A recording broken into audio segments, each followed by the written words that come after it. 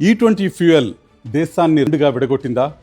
ఈరోజు మీరు మీ వెహికల్లో పోస్తున్న పెట్రోల్ 2 ఏళ్ల క్రితం మీరు వాడిన పెట్రోల్ కంటే పూర్తిగా భిన్నమైందని మీకు తెలుసా?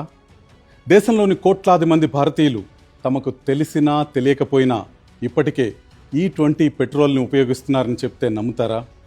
కొన్ని వారాలుగా సోషల్ మీడియాలో వైరల్ అవుతున్న వీడియోల్లో కార్లు, ఎస్యూవీలు, ఖరీదైన లగ్జరీ వాహనాలు, చివరికి మోటార్ సైకిల్స్ కూడా ఈ ఫ్యూయల్ వల్ల సమస్యలు ఎదుర్కొంటున్నాయని మీకు తెలుసా? ఈ వివాదం ఇప్పుడు సుప్రీంకోర్టుకు చేరుకుంది.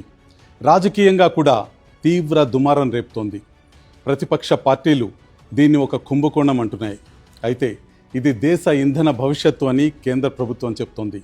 ఇంతకీ నిజం ఎవరు చెప్తున్నారు? దేశంలోని లక్షలాది మంది వాహనదారులపై అత్యంత ప్రభావం చూపుతున్న మెయిన్ పబ్లిక్ ఇష్యూపై స్పెషల్ ఇన్వెస్టిగేటివ్ స్టోరీ ఇది.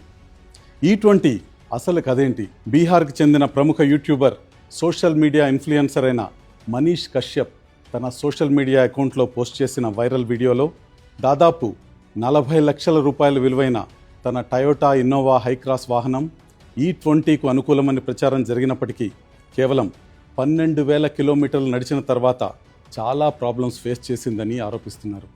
అంతేకాదు, ఎథనాల్ విధానం వల్ల భారతదేశ వ్యాప్తంగా వాహనాలు దెబ్బతింటున్నాయని కూడా ఆయన చెప్తున్నారు. మనీష్ కశ్యప్ ఒక్కరే ఇలాంటి ఆరోపణలు చేయటం లేదు.